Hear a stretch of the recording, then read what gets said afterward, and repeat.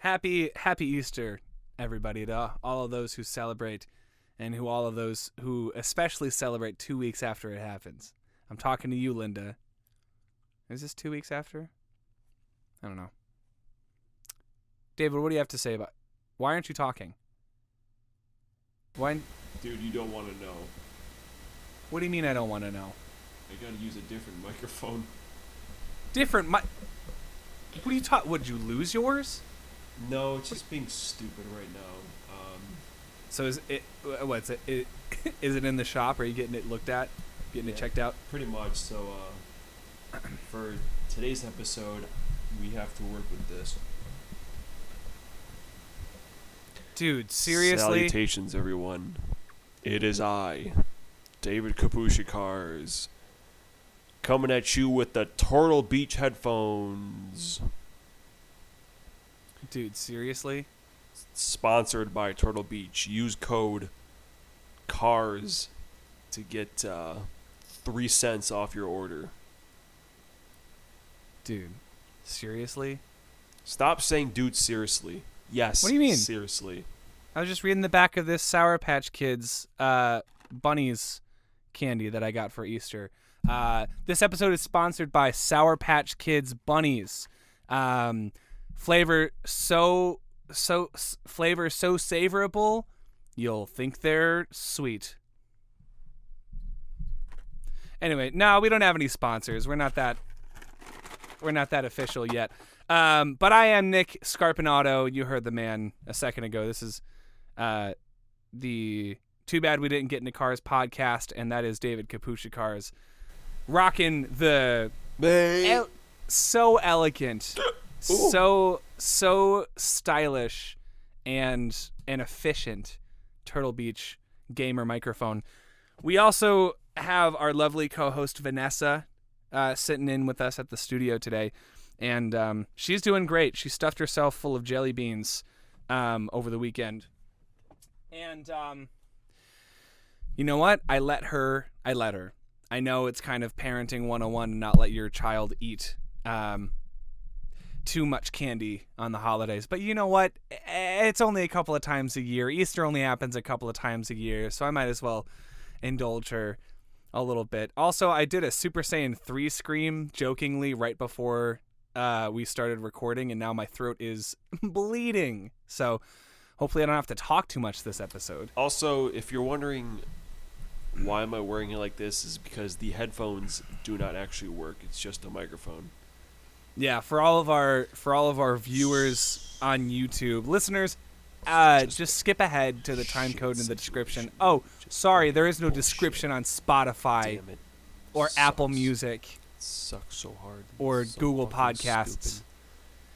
But you know what? This is going to be a great episode, despite the sound issues. Can you believe that we're on episode 30 of this podcast and we're still having technical issues? That means this podcast is turning 30. I don't know how the song actually goes, but turning 30. I don't either. All our Bo Burnham fans out there. Because everyone knows that if this podcast were in a Venn diagram with Bo Burnham, right in the middle, you would have the song Turning 30. And it's great. How was your Easter, David? We saw Mario. They're pretty good. I guess that was part of our Easter weekend, wasn't it? I like so it. Here's what I'll say about Mario is I think it is... If you go into the movie with the expectation that it's going to be a good, film, like a good movie, just check any and all, cinematographic, or whatever the real word for that is. Just check all of that at the door, because you're not getting, a film. This is Illumination Studios, who... of course, are the minds behind the dumb so good shit animated movies. Yeah, so Minions, Despicable Me, the new Grinch movies. And there's nothing inherently wrong with the studio itself. I mean, I think their animations are very colorful and full of life. But the stories consistently across the board have all been super safe and devoid of any and all, let's just say, like, emotion or like heaviness, right? Like, it's basically if you could watch Candy for an hour and a half. And for Mario fans, ourselves included, it's a fun experience because not only do you get to hear all of the, like, I mean almost every single major Mario musical cue across different, like, spin-off games and stuff like that. There's a lot of visual Easter eggs. There are a lot of character moments that you also hear AC/DC in the movie. You and I probably feel a little bit differently because as much as I love AC/DC, almost with a burning passion, unless it's a Guardians of the Galaxy movie or a movie where it, like, can be heard in the universe, you know, or it makes sense to the plot. Like in Guardians, the reason why we hear music that's not composed by the arranger and the composer of the movie that gets hired to do that and create music for the film is because Chris Pratt cherishes this mixtape that he got from his dying mother when he was a kid. And so the music that we hear they're all songs that are on that mixtape. Great. Beautiful. It contributes to his character. I love it.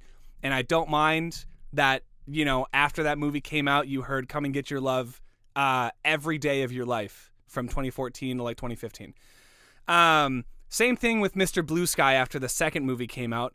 By the way, Mr. Blue Sky plays in this frickin' movie at the very end in the most predictable needle drop I've ever heard in a movie. So, I don't know. I like AC/DC, but did I need to hear Thunderstruck while everyone was constructing their carts? Absolutely not. But again, it doesn't matter what I think, because at the end of the day, I still had fun with this movie. And guess what? I still cried like a little baby when I heard Gusty Garden Galaxies play during the medley in the end credits. Oh my God.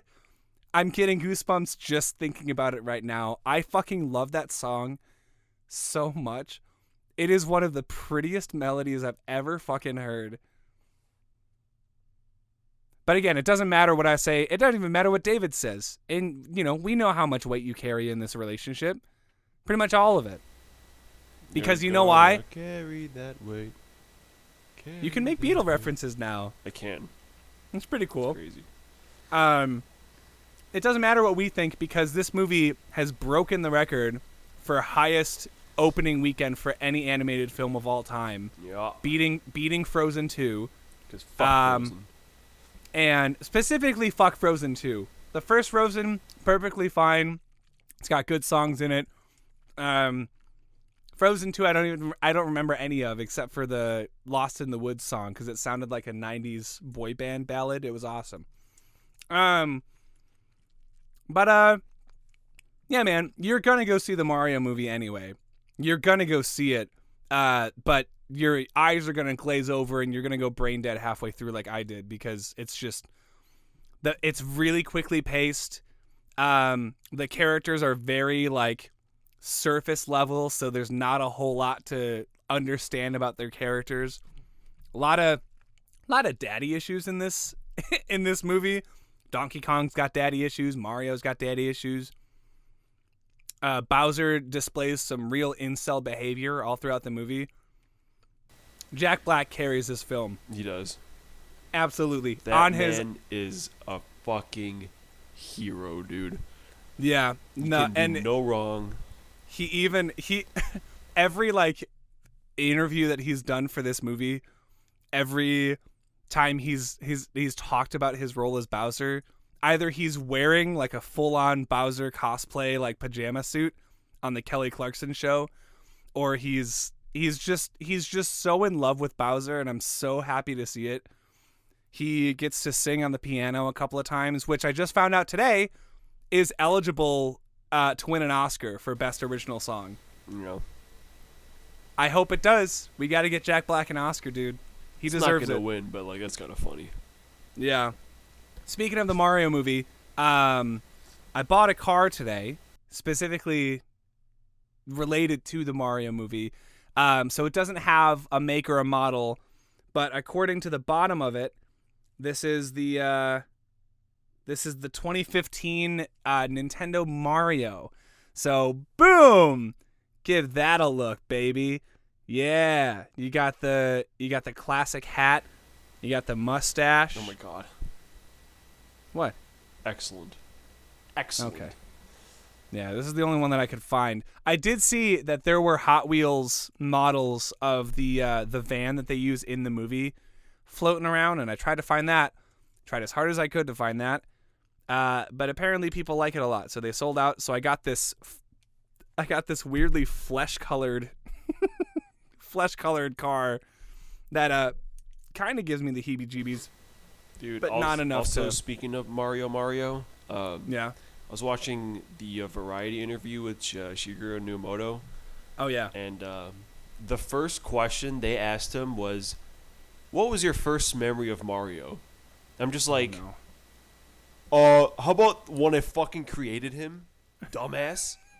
Drops the mic, punches the interviewer in the face. What a stupid question. But, the last one they asked him was, when can we expect a new Mario game? And he was just like, yeah, stay tuned for future directs. I'm just thinking, like, bro, what if the Odyssey sequel drops this year too? Like with Zelda, like they do the combo again, like in 2017. Dude, again. I'll fucking lose my shit. Yeah, Odyssey was really good, and I wouldn't be surprised if they put out an Odyssey 2, given how successful that was. Although I kind of also want to see like a port of Super Mario Galaxy to the Switch. I know they already did, but like maybe as its own thing with Galaxy 2. I don't know, because I feel like those games are very beloved. But once I learned that they're just emulators, it kind of took the wind out of my sails, because I don't know. It's like Nintendo. You're the biggest published, like the gaming company in the world. You can do better than emulators, you know? Yeah. But anyway, we're not talking about Mario today. The fuck? Yeah. Well, briefly, just because this is the only chance that we really get to talk about it. But no, man, I hope you had a good Easter. I hope all of the listeners, I hope all of the, what did we call our fans in the last episode? Do you remember? I already fucking forgot. The speedsters, the passengers. Wasn't the passengers? Yeah. All our lovely passengers at home. It sounds so right. It sounds so right to say that. I hope all of our lovely passengers at home had a fantastic Easter with their families and their loved ones as well, if y'all celebrated. Today, we are ending April on a funny note. Just kidding. But we are talking about comedies. So I'm going to be going down my list, I guess going up my list of top 10 albums, video games, and we'll get to my number 13 and my number 8 picks, respectively. Flip that. But first, we're going to talk about my favorite comedy of all time. My favorite comedy of all time is Schindler's List. There's definitely an audience that you're speaking to. There's a specific, 5 group of people that are like, yes! Yes! All right! I have not seen Schindler's List, by the way. Okay, whatever. Is it good? I think it's good. I have it. Yeah. Anyway.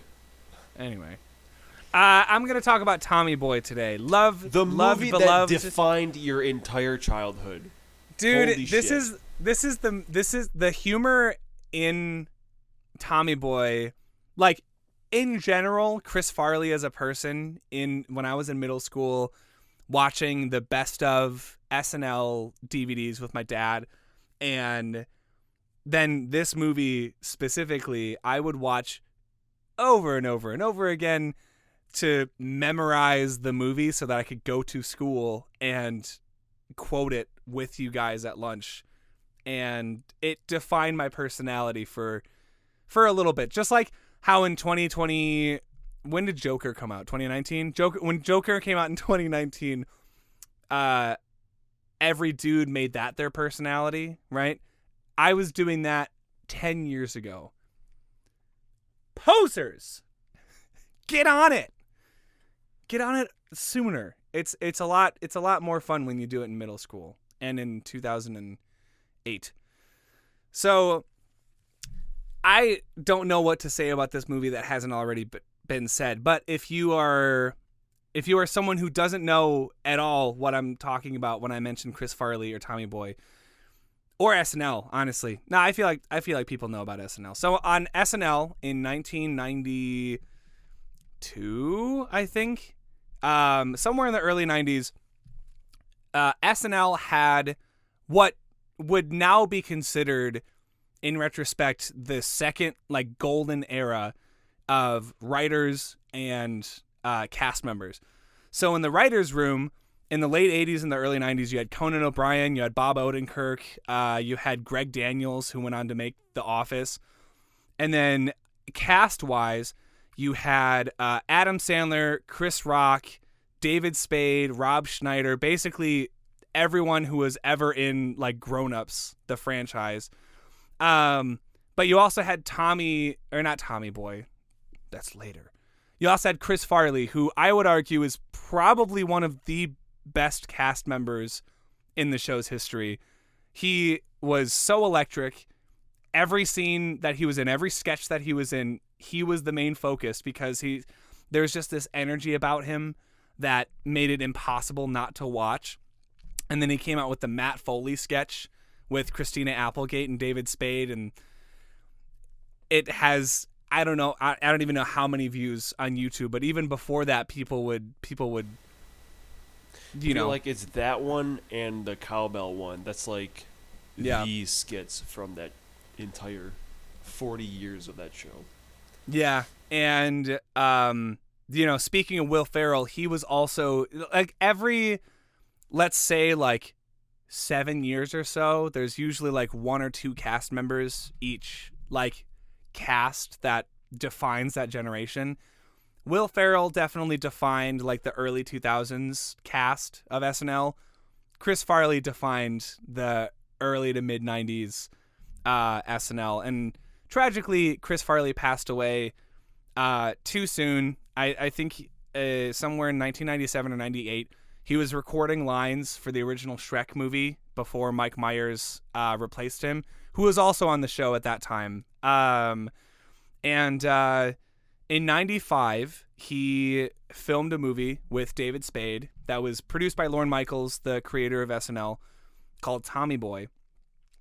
And it's all about Tommy is the son of a man who owns a brake pad distributor or manufacturer. So early on in the movie, like Tommy Boy, you know, Tommy graduates college just barely, and he comes back home and he celebrates with his dad, and his dad is like, hey, you know, one day you're going to take over. And Tommy's like, no, I'm not going to take over. And he's like, all right, well, I met this new gal. We're going to get married, blah, blah, blah. Tommy's dad has a heart attack at the wedding, and he passes away. And he inherits the company, but in order to secure good faith with all of the major buyers that his dad's company had made over all of the years, he goes on a road trip with David Spade, who worked for his dad, and stops. You know, it's a buddy road trip movie. All the while, the wife of Tommy's dad, Bo Derek, is married like secretly to Rob Lowe. And Rob Lowe is an asshole in this movie, which is so fun to see because usually he's like, I know him from Parks and Recreation where he's like overly nice. But then to see him in Tommy Boy, like ask Chris Farley if he ate paint chips as a kid because he thinks he's so dumb. I don't know. It's inherently funny. But No, man. I mean, the movie is full of really good jokes and really good Chris Farley isms and like manic movements that kind of emphasize that chaotic energy like that Chris Farley had. It's really endearing too. Like there are definitely some scenes that like upon rewatch you can definitely tell that there was a little bit of like Chris's own life injected into like that character. But yeah, you know, there's some good messages in there about like living up to expectations and finding your own path and you know, figuring out which Hancock signed the Declaration of Independence. It was Herbie Hancock. Duh. But yeah, man, I didn't think about all of that when I was a kid. All I was concerned about as a kid was the fact that I knew people in my family that liked the movie and laughed at it. So because I wanted to be the center of attention and I wanted that approval and that affirmation, I memorized a bunch of the movie, and that's where you come in, David, because I'm sure you remember plenty of afternoons spent at lunch at both Kirkstra and Hilly, where I would quote frickin' Tommy Boy. Holy shnikes. And What'd you do? Yeah, there's so many like good scenes, like that whole you're driving along, that whole thing. You had the bread. Yeah. That whole thing.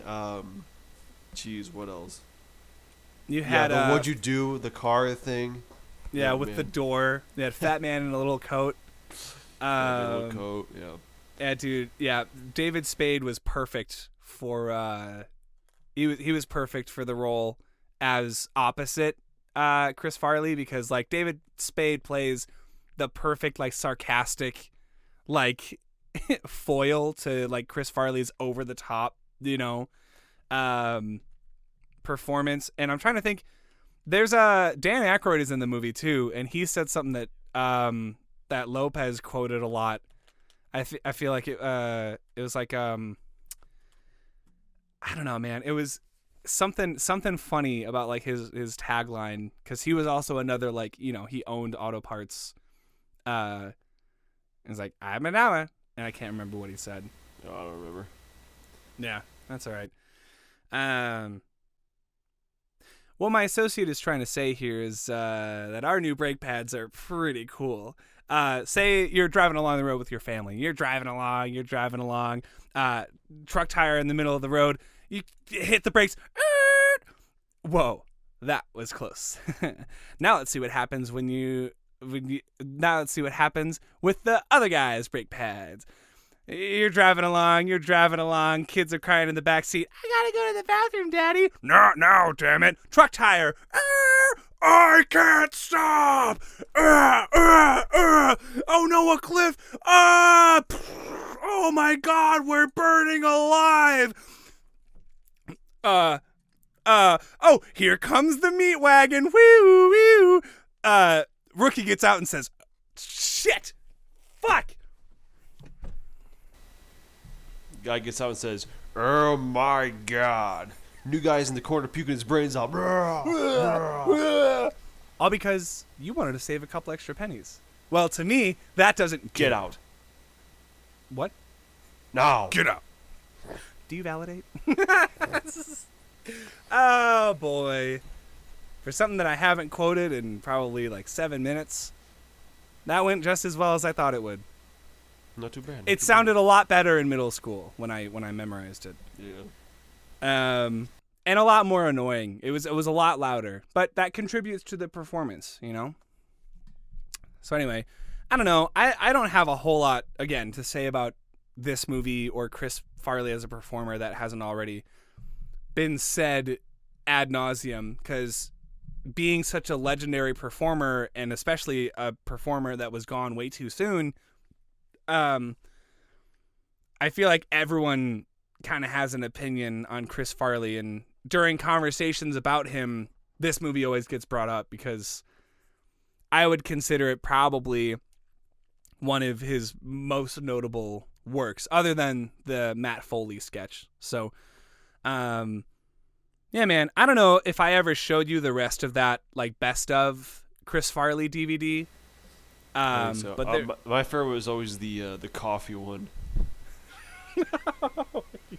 Do you know what you're drinking is not coffee? It's something crystals. What?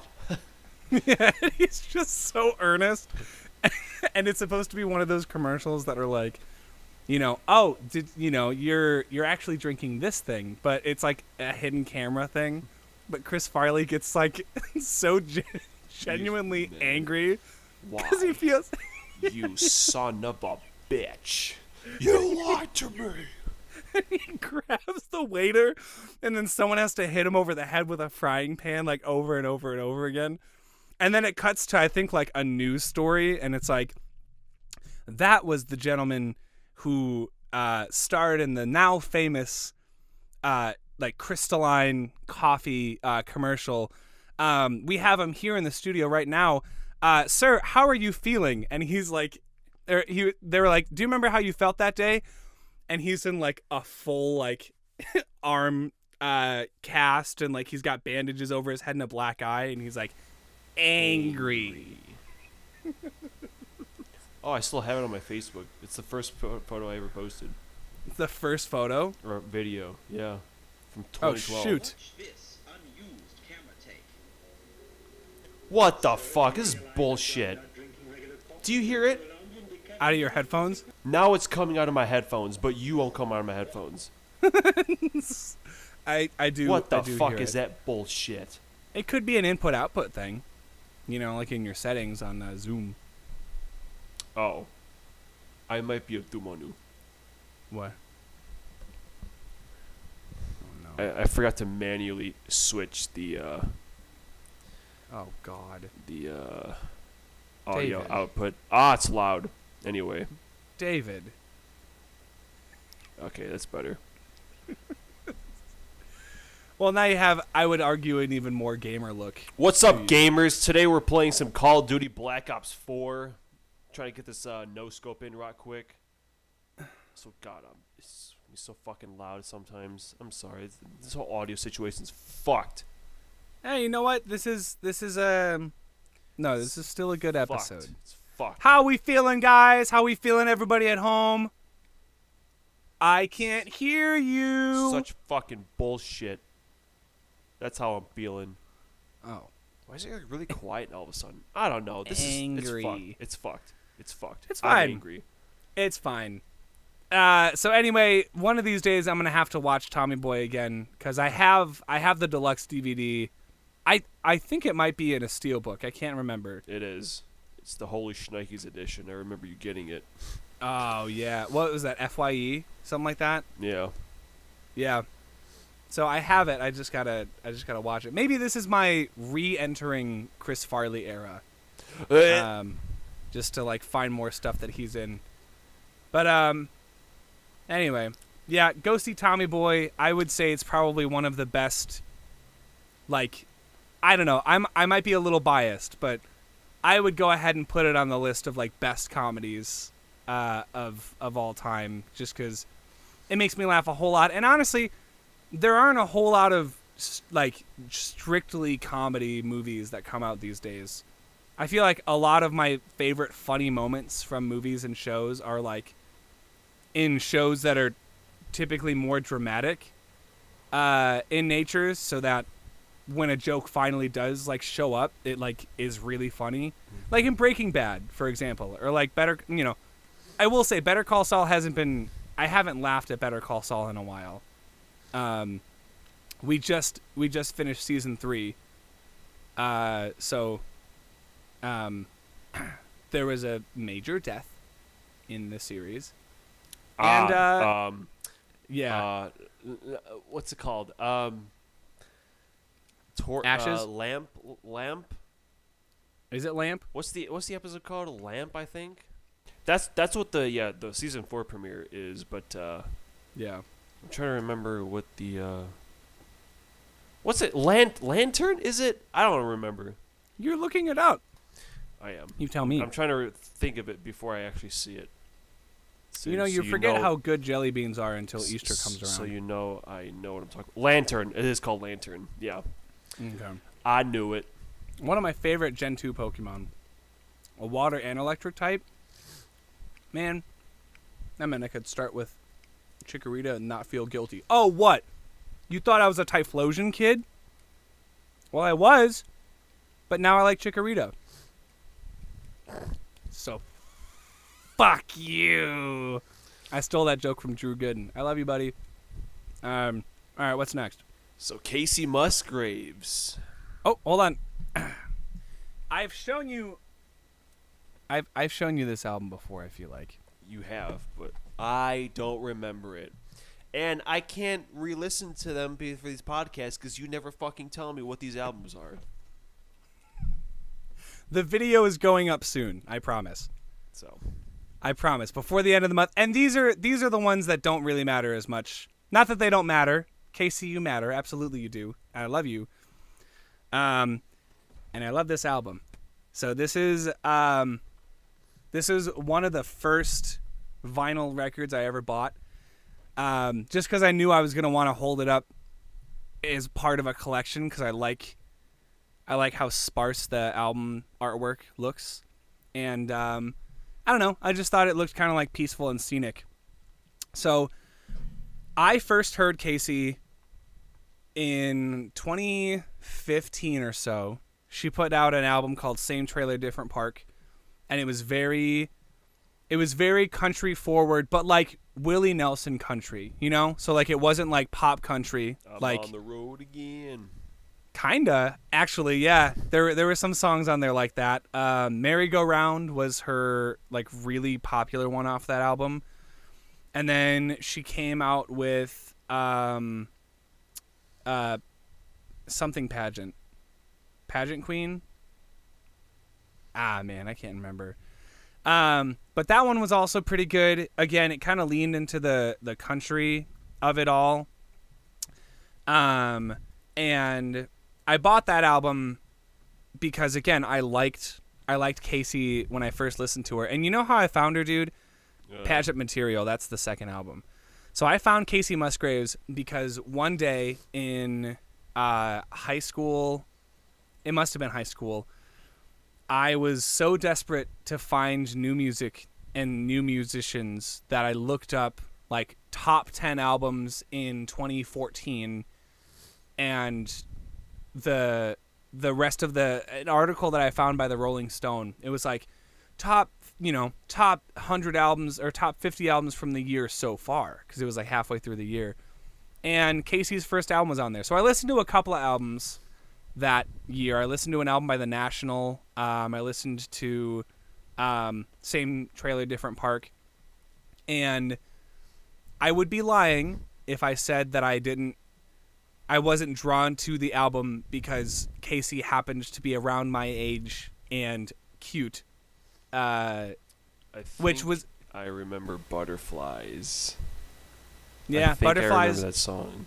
Butterflies is pretty good. So, and fast forward. Space Cowboy. Uh-oh. Better call Steve Miller. I was gonna say stole Space Cowboy. Cowboy Bebop reference. No, well that too. Yeah, there's a lot of Space Cowboy stuff. Yeah. So I came for the cute, like around my age country girl, but I stayed because the music was really good. And fast forward to 2017, I forget when this album came out. I have it in my notes though. And 2018. Thank you. So that was the year that I graduated college, and I was at this point very invested in music production and engineering and all of the back end of the music recording process. So when this album came out, I showed it to one of my professors immediately. Shout out to Dr. Dave. I showed it to Dr. Dave with my friend Sarah because we were both huge. All right. It's not you, Dr. Dave. Damn. But the doctor is in, and he is here. I'm going to give someone a diagnosis. The doctor's calling. Whatever shitty Megadeth song that is. It sounded like one. Because it does. Like the first 4 notes of that song is literally just one. Oh, jeez. Yeah, no. So I talked to Dr. Dave about it, and I showed him a couple of songs, and I was like, yeah, this is really good, and I need you to listen to this song. And I think we played him Butterflies we played him the first song, Slow Burn, and he listened to the rest of the album, and then he came into class one day and he showed High Horse, I think, and he was like, yeah, dude, I like the Britney Spears, like in Toxic, there's that bow bow bow bow guitar that like plays in High Horse, and he was like, yeah, I really like that. So that was kind of my first indication that this album would do well, and sure enough, I'm pretty sure it won album of the year in 2018 when it came out at the Grammys, for good reason, because it is produced really well, it's written really well, performed really well, and it doesn't overstay its welcome. It's like 10 songs, and Mother is kind of like an or not 12, it's 12 songs. Wait, 13. Tell it's your 13. children not to walk my way. It just keeps... Guitar Hero 2 was last week. Mother! The track list keeps getting longer. But anyway... Mother, should I run for president? Mother, will you try to break... There's a lot of songs called Mother. Yeah. Well, and this one isn't even one of the best on the album. But you have a song like Slow Burn, which does exactly what it sets out to do, and it's about like 5 minutes, and it is very soft and slow, and it eases you into this album experience, which I would argue is like, it has highs and lows, but it's definitely a chill album. Like, this is an album that you put on when you're just, I don't know, like maybe sitting on the porch with a blue sitting drink. on the porch, yeah, blue drink and like a good, a good joint, and like you're just like chilling out, and or it's like raining, and you're just like trying to enjoy your night in, you're trying to get work done. Butterflies is obviously, I think it was one of the singles, but when it came out, it highlighted that the difference between this album and her last couple would be the fact that her last couple embraced the more acoustic, forward, Western, like folk country inspired music that she was writing at the time. And this album takes that style of music, but just ups the production value ever so slightly. So you have a lot of really cool different sounds happening, not necessarily just instruments, but electronic production as well. You have more dialed in bass and drum sounds. So the low end on the album feels very controlled and purposeful. Whereas I feel like on some country albums, like the bass is usually it's a stand-up bass, and it doesn't have as much presence as like an electronic bass would. But then you do have a couple of acoustic songs, like natural acoustic songs on here, like Love is a Wild Thing is probably one of my favorite songs on here. It's very, I don't know, it transcends country. That's what I will say about this album. It transcends country and pop and like psychedelic rock as genres, and it just creates its own sound. And you see that on songs like Space Cowboy, which it is very like it takes the you just have to ignore him. You just gotta not look him in the eyes, and he'll go away. But I'll bust it out right now. Start playing Space Cowboy. But I will say, a hallmark of the country music genre is like clever titles, like witty titles. So in this case, the song Space Cowboy, in the context of the song, she says, you can have your space, cowboy, because like she's dating a southern boy, and he's like riding off onto the sunset on his own. And so she's like, all right, I guess you don't need me, so you can have your space. Like I can tell you're kind of, you're moving away. So it's like, I don't know, it's kind of cool. And then they utilize sounds that remind me of like I don't know. There's a David Bowie song that uses like the guitar slide up, like the brown, you know. And you also have higher energy songs like Wonder Woman and High Horse, which again capitalizes on the country, like the spaghetti western style guitar, the bow, bow, bow, bow, bow, bow, where it's like plucked really like thinly, and it's hard to describe parts of this album because again it maintains its own very specific identity. And I guess the reason why it's so low on my list, 8 in this case, is there are a couple of songs on here that I usually skip. Mother is one of them, just because it's so short, and the next song after that, Love is a Wild Thing, I just want to get to that, you know? Velvet Elvis, I can take or leave. Lonely Weekend, it's the second song on the album, but sometimes I just want to move from one thing to another. And it doesn't always feel like the contour of the album was like in mind when they wrote the songs. I would argue that the contour and the order of an album usually aren't really considered when you're writing songs for an album, but in some cases you can get away with it. In this case, I feel like some songs kind of disrupt the flow of the vibe that this album creates. But then you have the songs Golden Hour and Rainbow to end the album. And Rainbow is probably, it's one of those songs that like you're either going to really, really like as an album closer or you're not going to like as an album closer, because it's just Kacey and a piano. And so for some people it's kind of like end credits music, you know, and it like fits perfectly.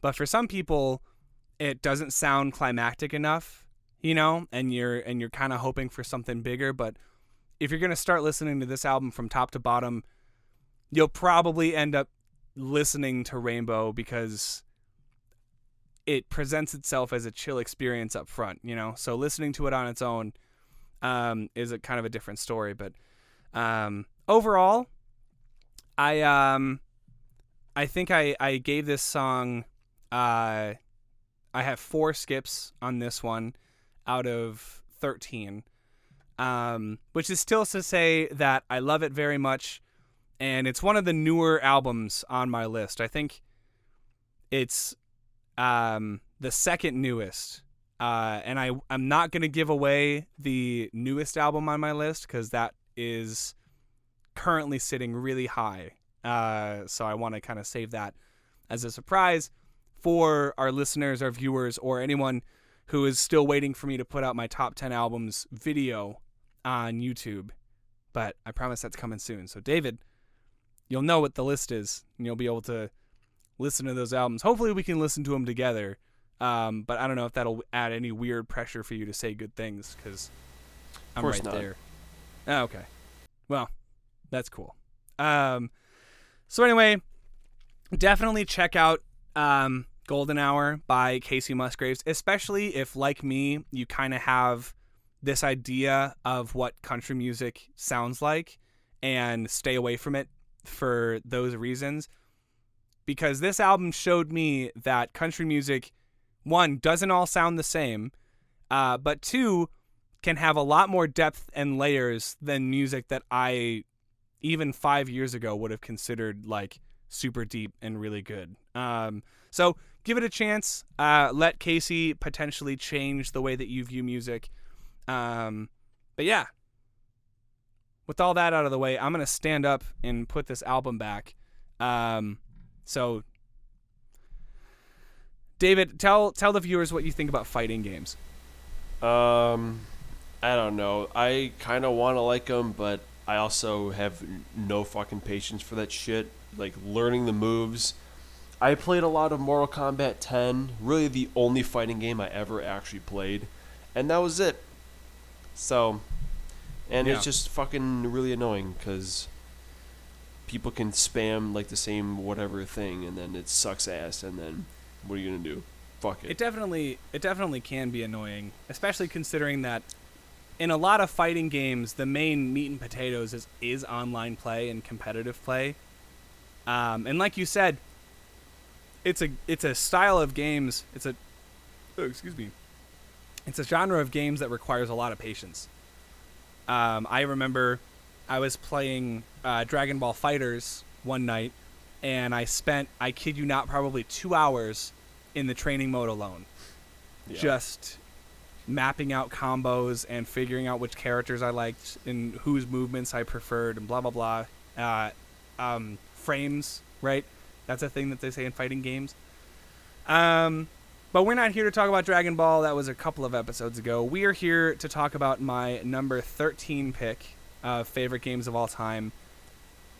You know the series. You may love the series. You may not love the series. But you definitely recognize it. It's Street Fighter 4. Never touched it. Debuted. Never touched it? I don't even think I ever touched a Street Fighter in general. Maybe 2 on an old emulator, but that was it. I never touched Street Fighter. Yeah. Well, for those of you who aren't familiar, Street Fighter, developed by Capcom, is probably one of the earliest fighting games ever made. Like the original Street Fighter. James Rolfe, the angry video game nerd, has talked about the original Street Fighter. And then Street Fighter, 89? Or Street Fighter... 20 I forgot what it's called. It's 2010. Street Fighter 2010. Yeah. But Capcom released Street Fighter 2 on the the Super Nintendo. I don't know which year, but it was such a hit in arcades that when they ported it to the Super Nintendo, they released probably 108 versions of Street Fighter 2. Each version, because you couldn't add DLC to a game back then, you just had to release another game. So they kept releasing Street Fighter 2 with new characters, new stages, new game mechanics, or at least new modes that you can play. And then you had Street Fighter 3, which also had a million versions. You had Street Fighter versus X-Men. You had Marvel versus Capcom. You had Marvel Superheroes. So all of these games were 2D platform fighters. Or not platform fighters, but 2D fighters. And then in 2009, so when we were in 7th grade, Capcom released onto the 360 and the PS3 Street Fighter 4. And this was the first 3D Street Fighter game that actually looked good and still holds up.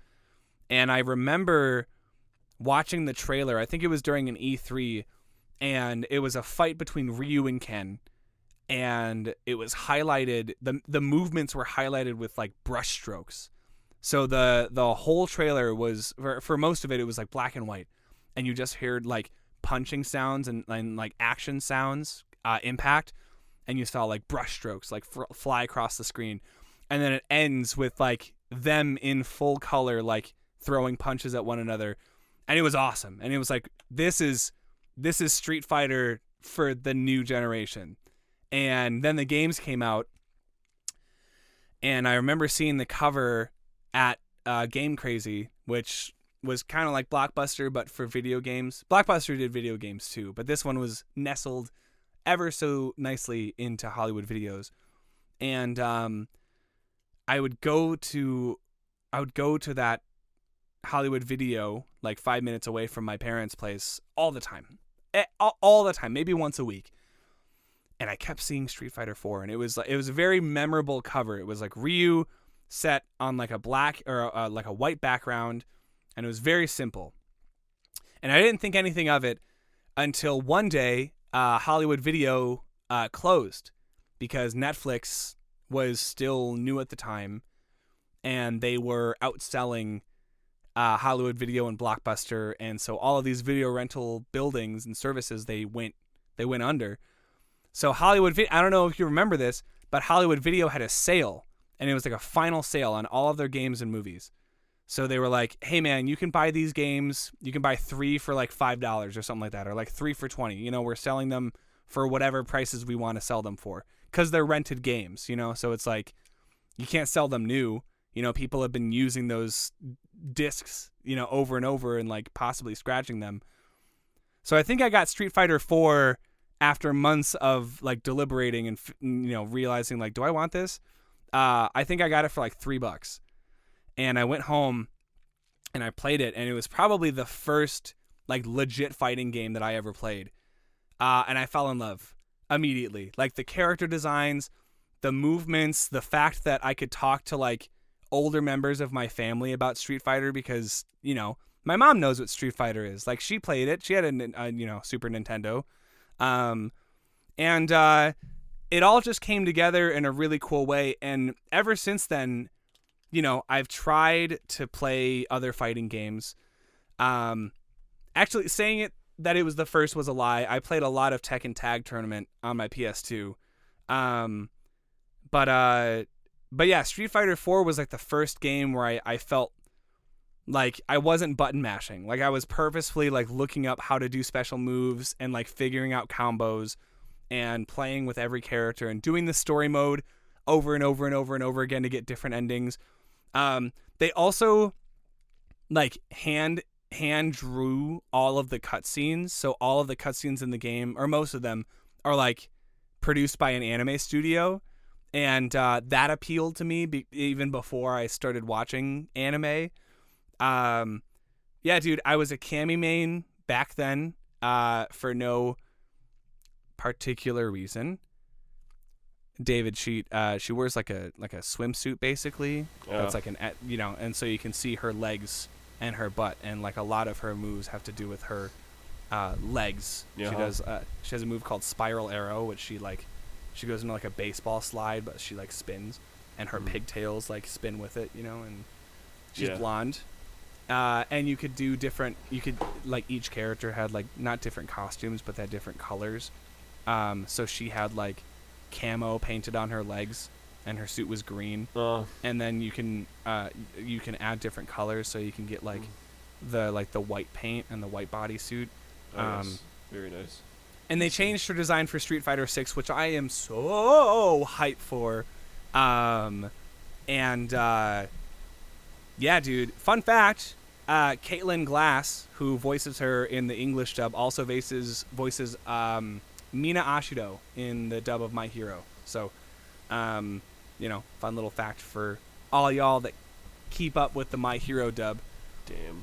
You gotta talk about that. Shit. Yeah, dude. But, yeah, I realized, like, when putting this list together of my favorite games, which I'm looking at now, I think as far as developers go, like, other than Nintendo, which, obviously, objectively, it kind of has to sit at the top of my list as far as, like, publishers and developers go, because, they've been doing this for, I don't even know how long now. 40 years? Like, yeah, 40, 50, something like that.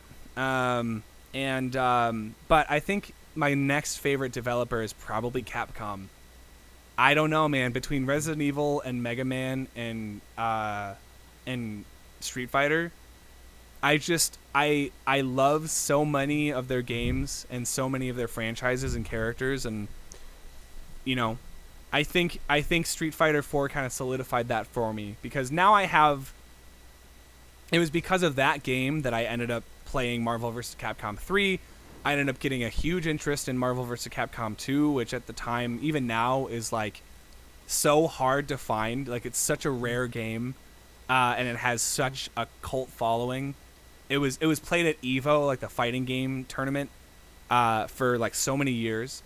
Yeah, I have a love for this franchise and for these characters, and for Hadouken and Shoryuken. It's just fun. I'd like some pound cake. I like some pound cake. Yeah. I think he actually says Tatsumaki Sempukyo. I don't know. After 2 days of Duolingo in Japanese, I thought I would be better than this. But anyway, yeah, I'm not going to tell you to go out and play a Street Fighter game, because chances are you probably already have at like a Chuck E. Cheese or something, or in passing, or you at least know who Ryu is. You know what a Hadouken is.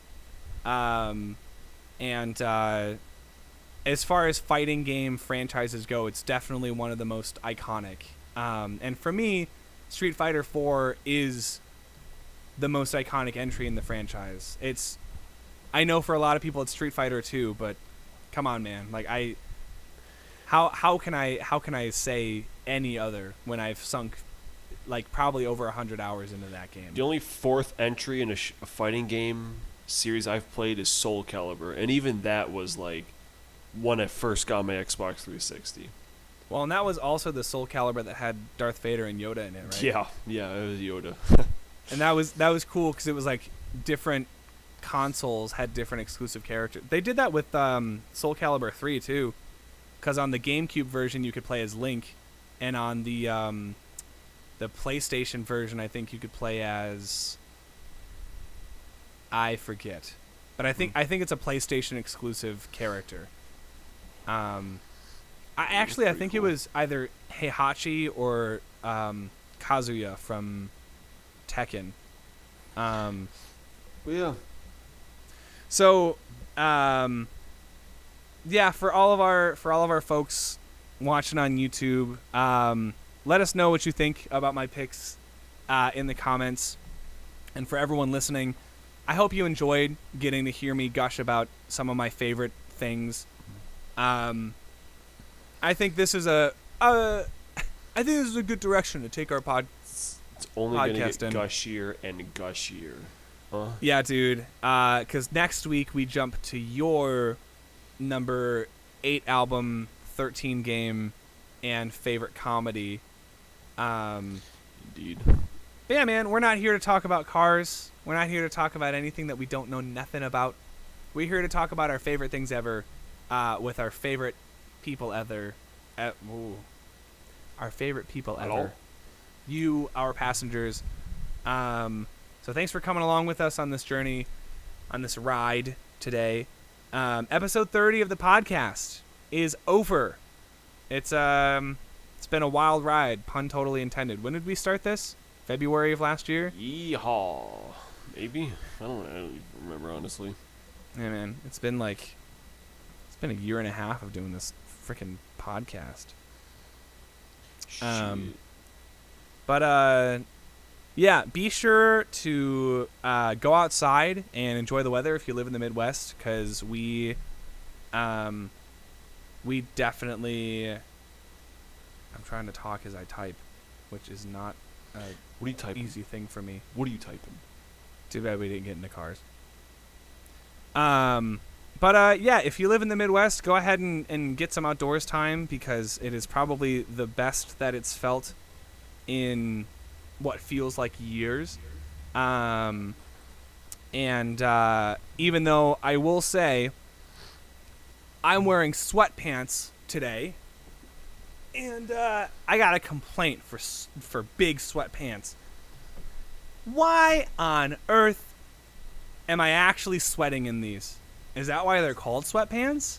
Because that wasn't the point of wearing these. I didn't plan on doing work today. Yeah, I just wanted to hang out. What is Siri saying? What a silly asshole. What'd you think sweatpants meant?